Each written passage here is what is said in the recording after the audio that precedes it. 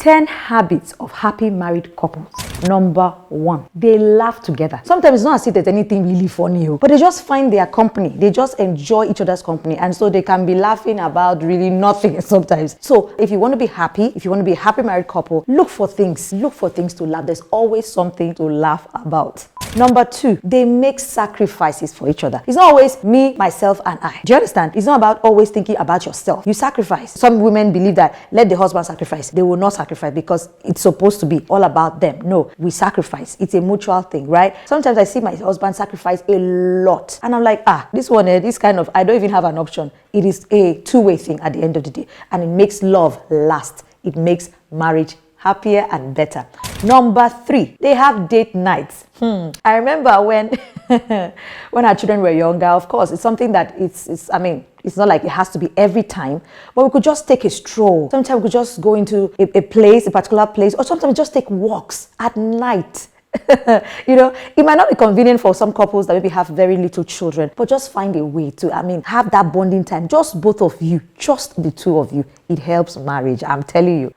Number 4, happy married couples say I love you daily. Yes, when I got married, let me give you gist. I didn't know how to say I love you. So it was my husband that taught me how to say I love you. So he would call, after we finished talking, I love you.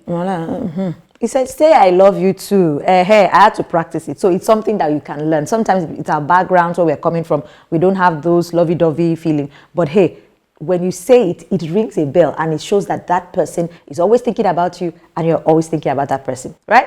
Number 5, they give each other space.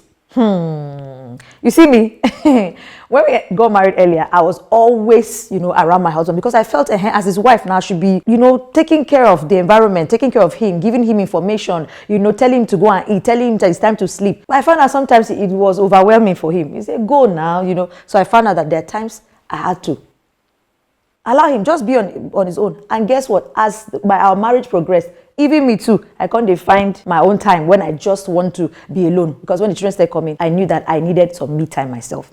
Number 6, they communicate their feelings. See, marriage, where they talk inside, now trouble they breed for inside, they breed. Because every time you sweep things under the carpet, you not discuss. You not they sit down, finalize, and clear things. It always has side effect, just like drug. It will always give you side effects. If you want to solve it, sit down, have conversations, find a particular time to talk. It's not as they do you just a talk. That's not what I mean. There are always convenient times when you can solve complex issues. You get it?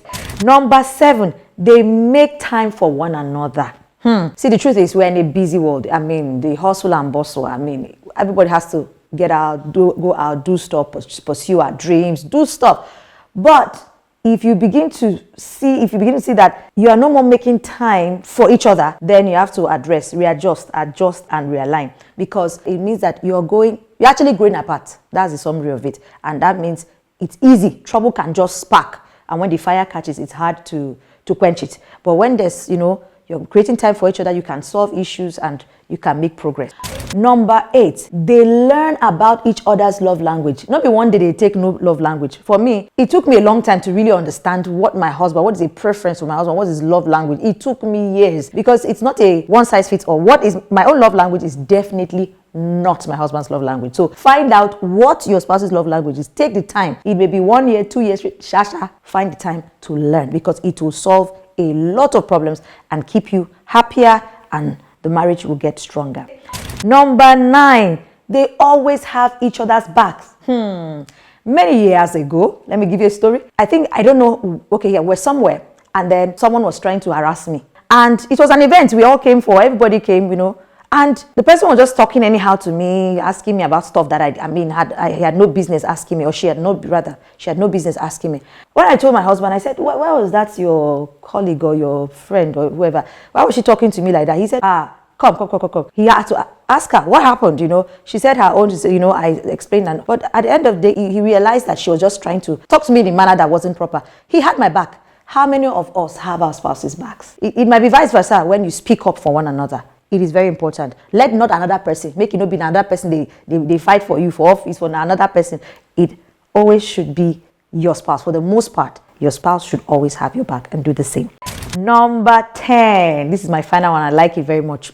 They listen. Yes. Not be listening where you dey listen to try and respond. That's how it used to be. I am listening to attack the question. I'm just listening to give you my version, and it affected our marriage for the most part. You know, and I remember my husband saying, "You are not listening." He would say, "You are not listening. Try and listen to understand." My husband is a teacher. It's okay. I'm still learning. I don't have it all together, but I found out that the more you listen, not to respond, but to listen to understand the situation, you will make progress. The marriage will become sweeter because you know you are all on the same page, heading towards one destination at the end of the day. So yes, these are 10 habits of happy married couples.